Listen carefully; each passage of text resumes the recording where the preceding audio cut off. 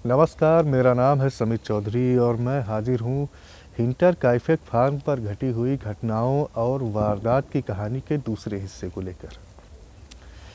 पिछले हिस्से में मैंने बताया कि जो ग्रूबर परिवार था, एंड्रियास ग्रूबर, इसकी पत्नी केजेलिया, इसकी बेटी विक्टोरिया और विक्टोरिया की बेटी केजेलिया और इसका बेटा जोसेफ, इन परिवार के सदस्यों की लाशें मिल चुकी थी। साथ ही साथ इनकी मेड जो एक ही दिन पहले काम करने आई थी, मारिया बॉमगार्टनर, उसकी भी लाश मिल चुकी थी। बड़ी बेरहमी से घर के सारे लोगों को कत्ल कर दिया गया था। तो पुलिस आ चुकी थी। पुलिस ने आने के बाद इस फार्म हाउस को क्राइम सीन बना दिया था, लोगों के आने पर रोक लगा दी थी। लेकिन पुलिस के आने से पहले, चूँकि शाम को पुलिस का एक बड़ा दल यहाँ पर आया था और पुलिस के आने से पहले इस वारदात की खबर आग की तरह काइफेक गांव और आसपास के इलाके में फैल गई थी।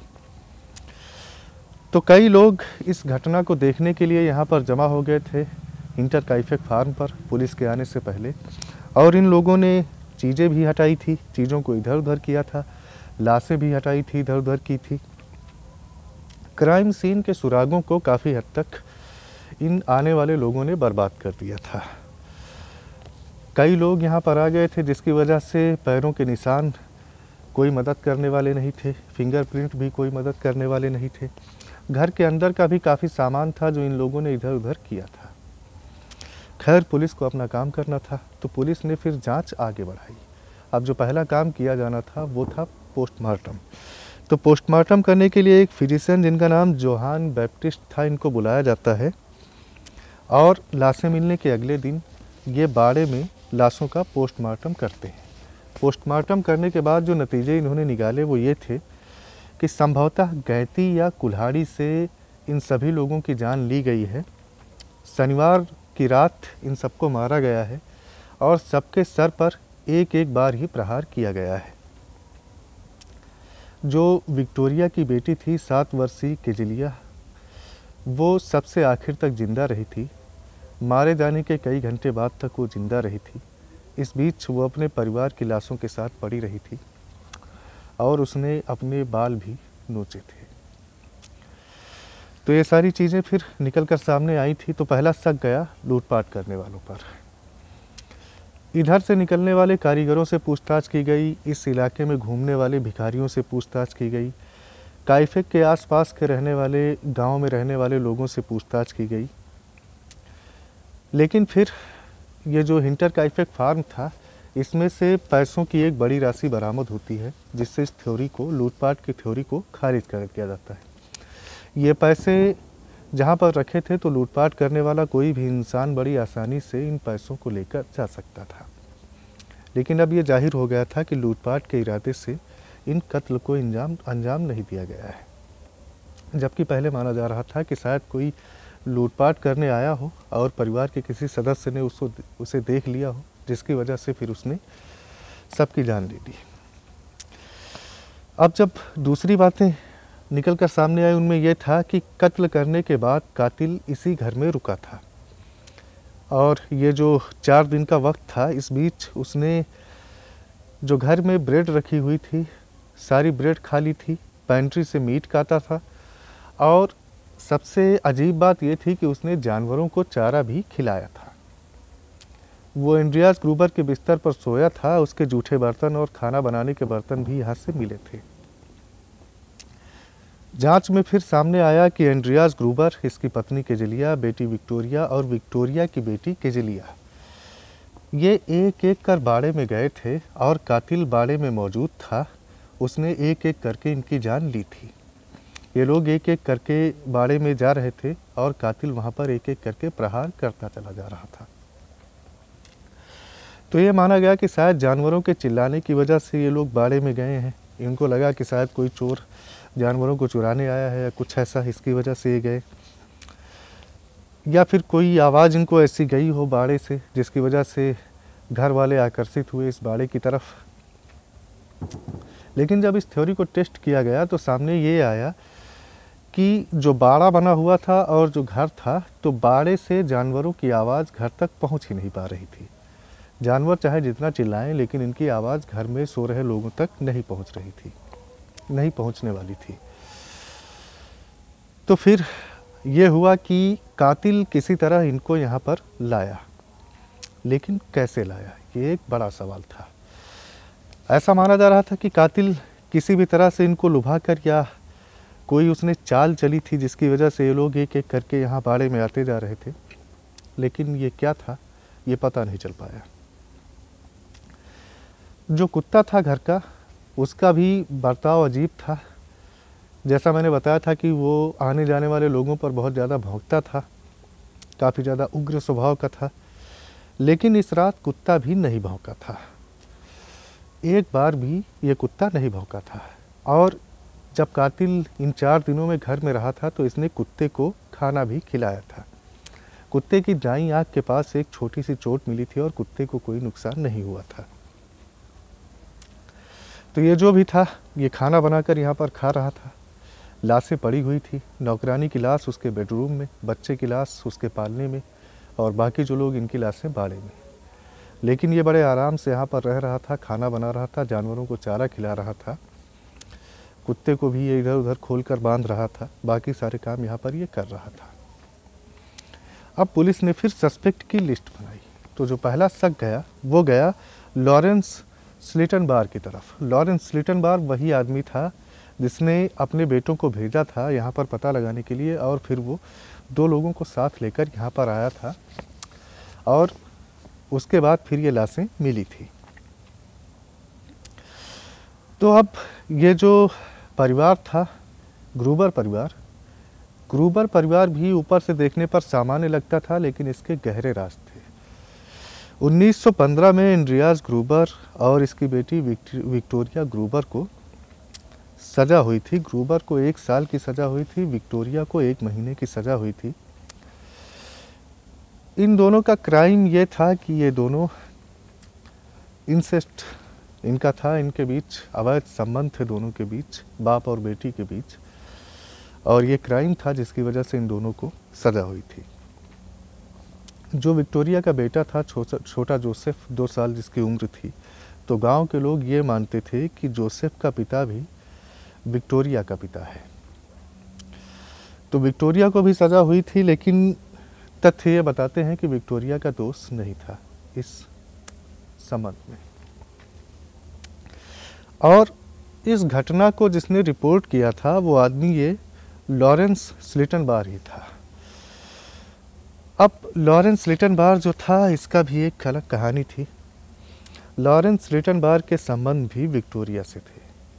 लॉरेंस की पत्नी के मरने के बाद, और ये भी संभव था, गांव के लोग ये मानते थे कि लॉरेंस ही जोसेफ का पिता है। तो अब 2 चीज़ें मानी जा रही थी। पहला एक कि ये ग्रूबर उसका दादा भी है और पिता भी है, और ये लॉरेंस भी। तो जोसेफ का जो बर्थ सर्टिफिकेट था उस पर LS लिखा हुआ था, लॉरेंस स्लिटनबार। लॉरेंस विक्टोरिया से शादी करना चाहता था, तो ग्रूबर भी राजी हो गया था जब पहले बात चली थी, लेकिन फिर बाद में चलकर लॉरेंस ने ही शादी करने से मना कर दिया था, क्योंकि ये दोनों काम जो ये कर रहे थे वो इसकी नज़र में काफ़ी ज़्यादा घृणित था। इसने बच्चे को चाइल्ड सपोर्ट देने से भी मना कर दिया था। बाद में जब केस चला तो फिर इसने जोसेफ को अपना बेटा माना और चाइल्ड सपोर्ट पैसा दिया। ये लेकिन बीच बीच में, अब कानूनी तौर पर तो इसने मान लिया था और ये पैसा भी देने लगा था, लेकिन बीच बीच में ये एंड्रियास को ही इसका पिता बताता था। कई जगह पर सार्वजनिक तौर पर इसने एंड्रियास की बदनामी भी की थी। इसने कहा था कि ये एंड्रियास और ये विक्टोरिया ये गलत काम करना छोड़ दें, उसके बाद फिर ये इनको ईश्वर की राह पर ले जाएगा, और जो भी इसका था। अब पहला तो शक ये था कि शायद इनमें कोई झगड़ा हुआ हो, लेकिन दूसरी भी शक की वजह थी। जब लाशें मिली तो इसके बाद का इसका जो व्यवहार था वो काफ़ी ज़्यादा अजीब था लॉरेंस का। लाशें मिलने के बाद ये बिल्कुल शांत था, लाशों को देखकर ये ज़रा सा भी विचलित नहीं हुआ था। इसने ज़रा सी भी ये कोई भी प्रभाव इसके ऊपर नहीं पड़ा था। बाकी के जो लोग थे, दोनों जो गए थे इसके साथ में, लाशें देखने के बाद उनकी हालत काफ़ी ज़्यादा ख़राब थी। और जो दो लोग थे तो उन्होंने बताया कि हो सकता है कि इसने लॉरेंस ने जानबूझकर लाशों को इधर उधर किया हो जिससे क्राइम सीन को बिगाड़ा जा सके। जबकि ये लॉरेंस भी जानता था और साथ आए दोनों लोग भी जानते थे कि क्राइम के बाद लाशों को नहीं छूना चाहिए। तो जब बाद में इससे पूछा गया इन्वेस्टिगेशन में तो इसने बताया कि ये अपने बेटे जोसेफ को ढूंढ रहा था। लाशें मिलने के बाद फिर ये लोग घर की तरफ गए और ये अकेला ही घर में चला गया। इसने चाबी से घर का ताला खोला। इसका मतलब ये था कि चाबी इसके पास मौजूद थी। लेकिन जब पहले लोग यहाँ पर हिंटरकाइफे फार्म में ढूंढने आए थे तब ऐसी कोई बात इसने नहीं कही थी। घर में ये अकेले चला गया, जबकि अभी तक ये पक्का नहीं हो पाया था कि कातिल घर में मौजूद है या घर से कहीं जा चुका है। इस चीज़ को भी नज़रअंदाज करते हुए घर के अंदर चला गया था। तो लोगों ने पूछा कि तुम ऐसे क्यों चले गए थे, घर में खूनी अभी भी मौजूद हो सकता था। तो इसने बताया कि इसको जोसेफ की चिंता थी। कई सालों तक लोगों को इस पर शक रहा और इसने कई ऐसी बातें बोली जो खूनी ही जान सकता था।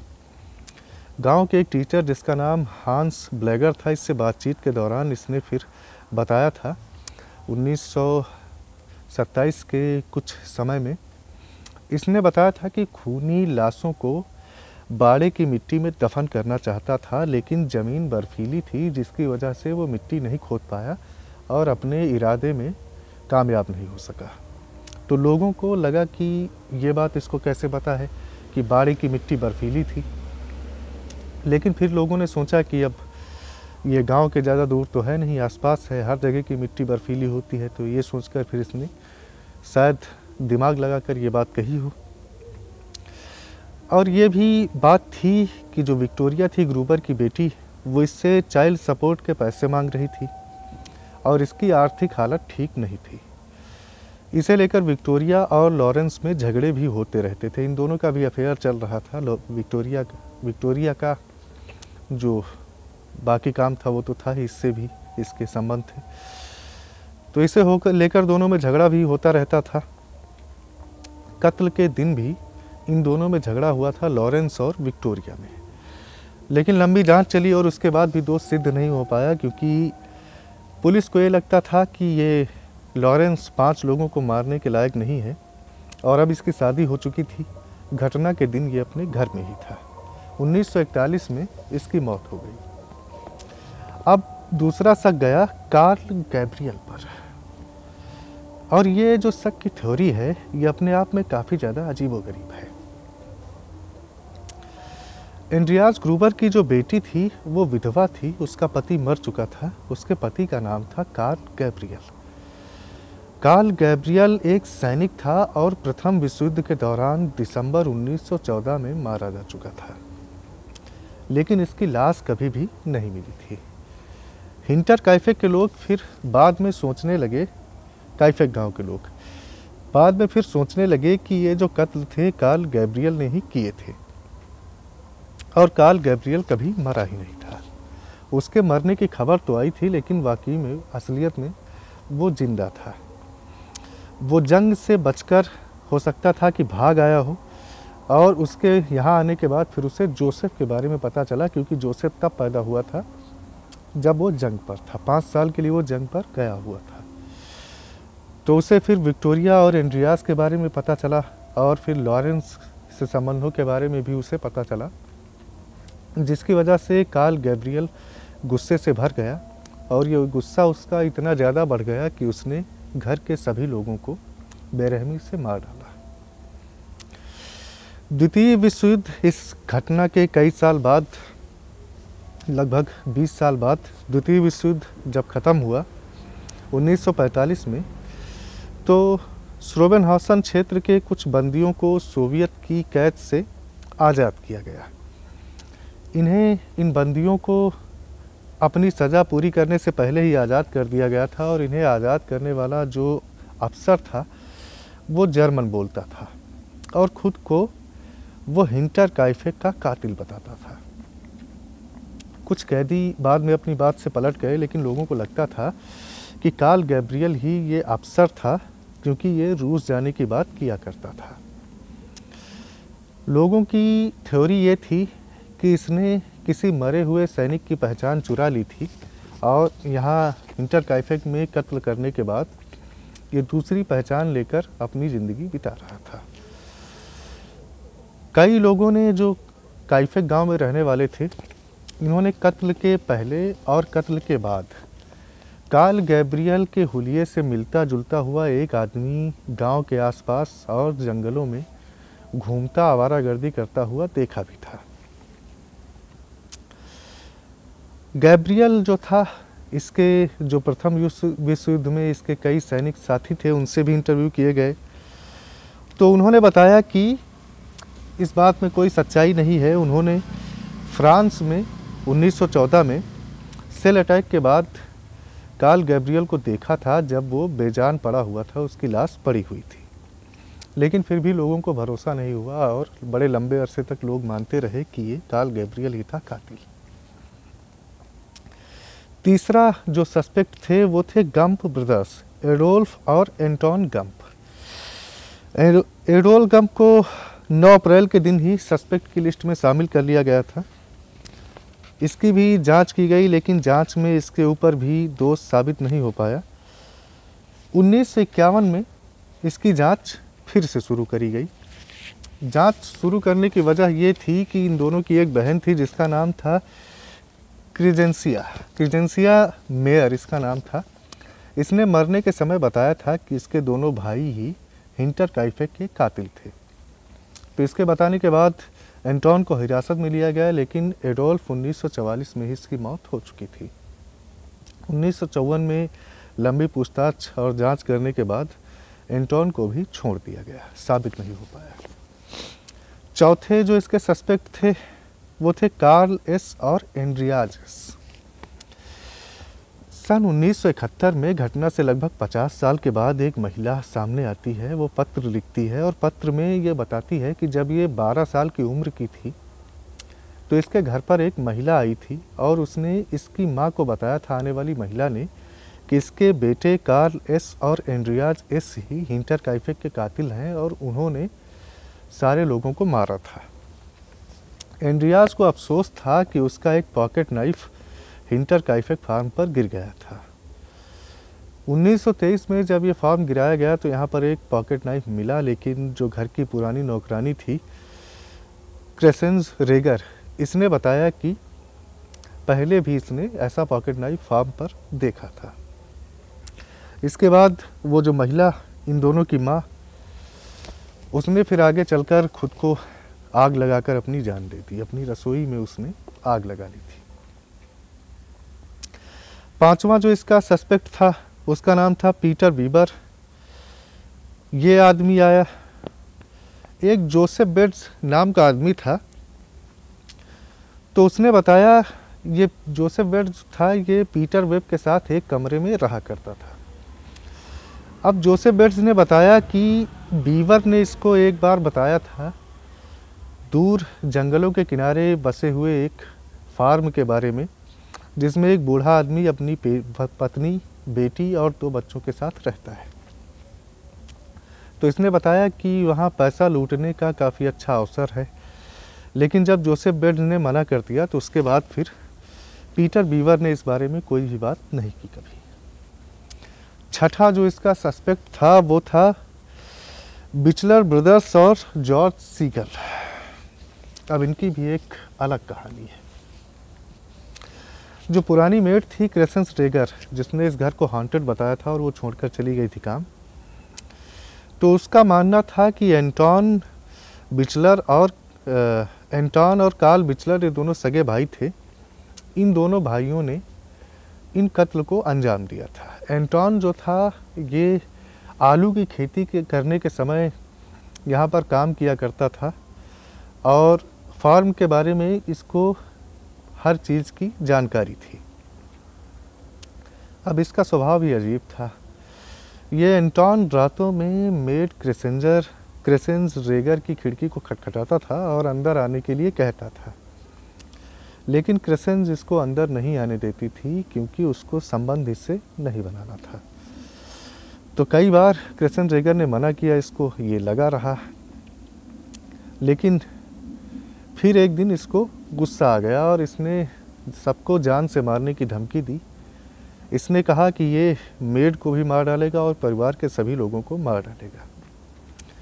मेड रेगर ने बताया कि एंटोन ग्रूबर और गैब्रियल फैमिली, यानी कि जो ये परिवार और कार्ल गैब्रियल का परिवार, तो उसके बारे में भी ये बात किया करता था और ये कहता था कि ग्रूबर परिवार को मर जाना चाहिए।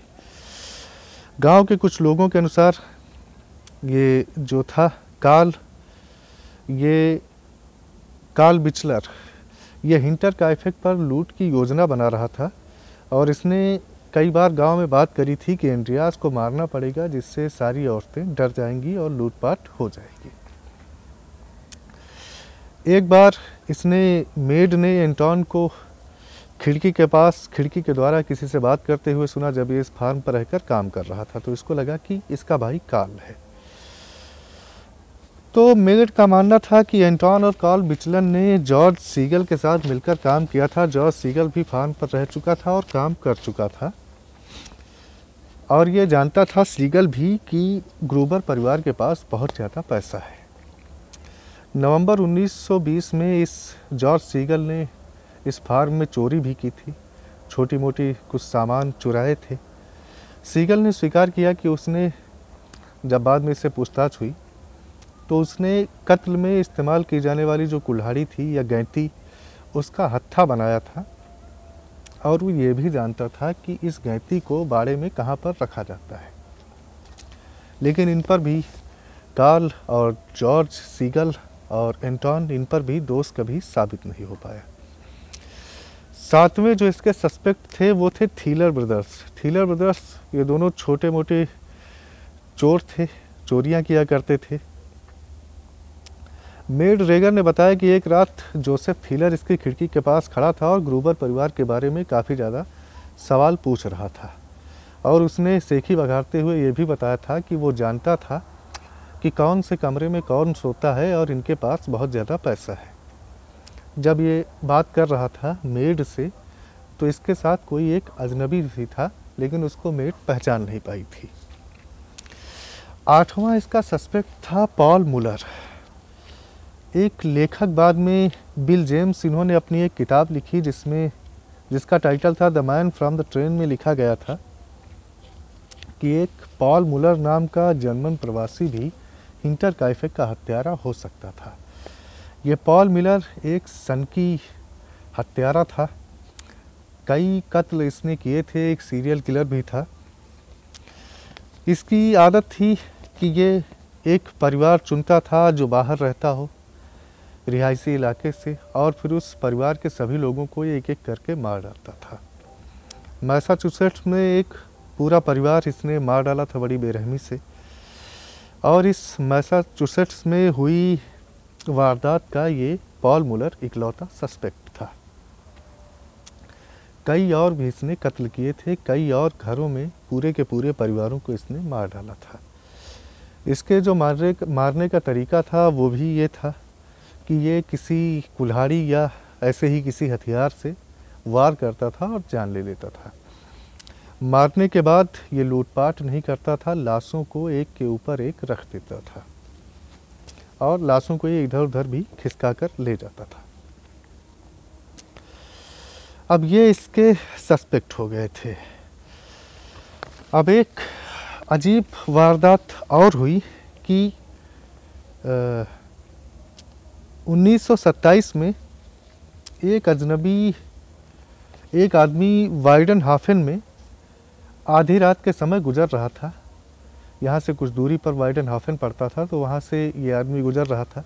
आधी रात का वक्त था, जंगल के किनारे से ये रास्ता जाता था। तो अचानक इसके सामने एक कहीं से आदमी आ गया, उसने इसको रोक लिया और इससे पूछने लगा हिंटर काइफेक के बारे में कि हिंटर काइफेक का कातिल कौन है, इसके बारे में क्या पता चला, वहाँ पर क्या हुआ था। कई बातें, कई सवाल इसने किए।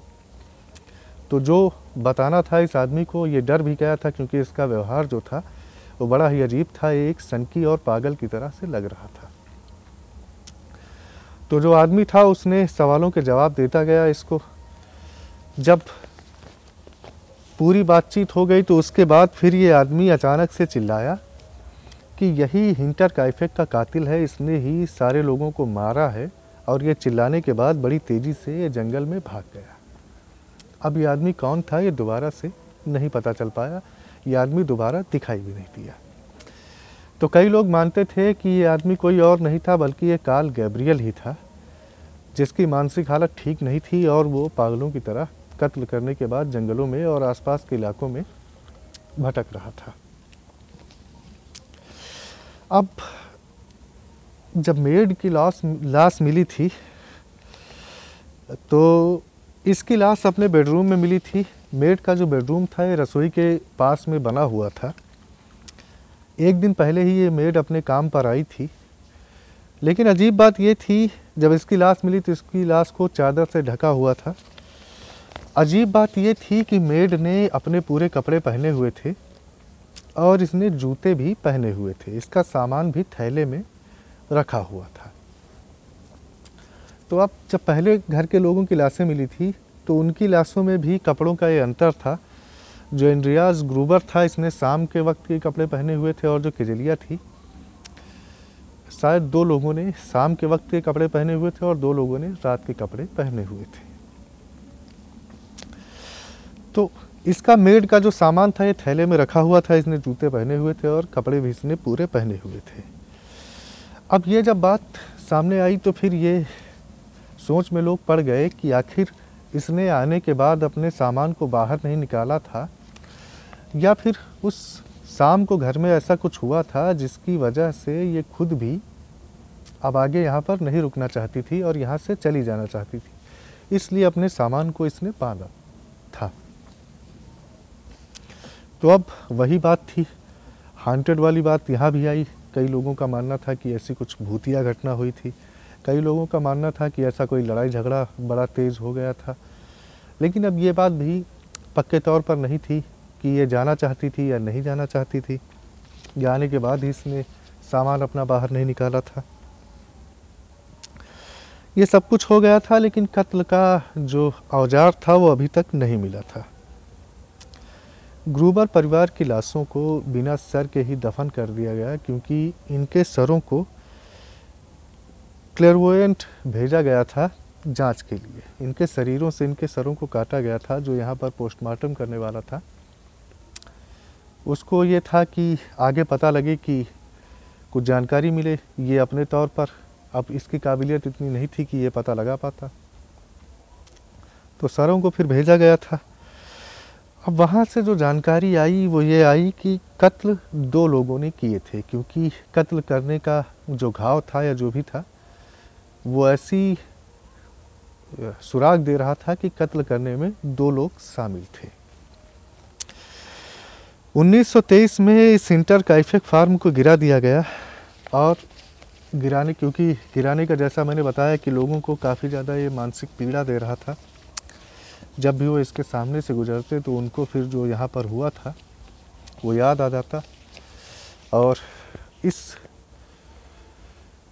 असहनीय पीड़ा को बर्दाश्त नहीं कर पा रहे थे। इसके लिए आखिर में जो प्रशासन था उसने फिर इस हिंटर काइफेक फार्म को, क्योंकि अब इसका कोई वारिस भी नहीं बचा था, तो गिराने का फिर इसको निर्णय लिया गया।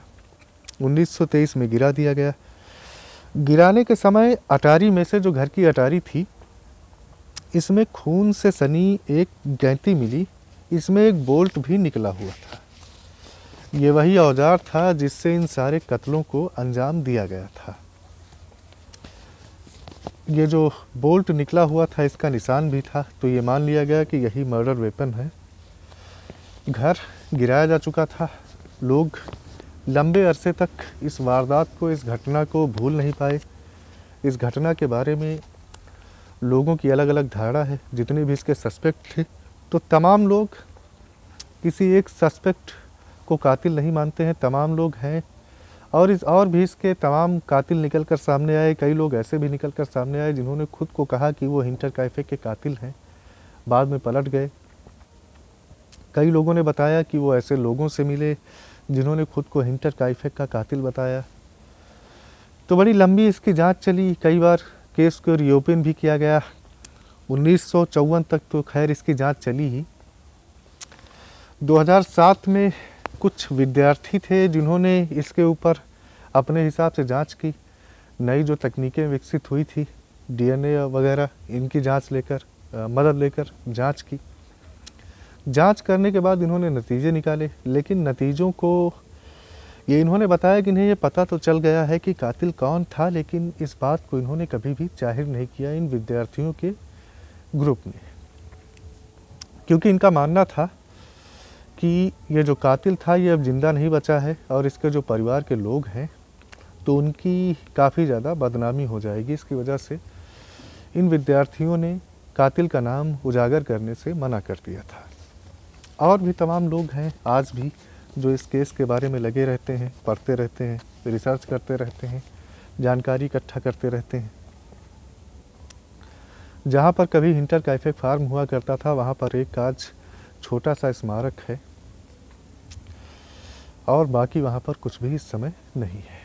आज भी लोग उस तरफ बहुत कम ही जाते हैं जहाँ पर कभी ये हिंटरकाइफेक फार्म बना हुआ था, और वहाँ पर इस वारदात के बाद आज भी कोई घर या ऐसा कुछ नहीं बन पाया है। एक छोटा सा एक खंभे नुमा स्मारक ही वहाँ पर बना हुआ है बस। तो ये थी हमारी कहानी। सारी बातें हो गई हैं। कहानी काफ़ी ज़्यादा लंबी थी इसलिए हमको 2 भागों में बनानी पड़ी। कुछ छूटा है नहीं। उम्मीद है कि ये कहानी आपको पसंद आई हो। फिर आपसे मुलाकात होगी अगले वीडियो में नई कहानी के साथ।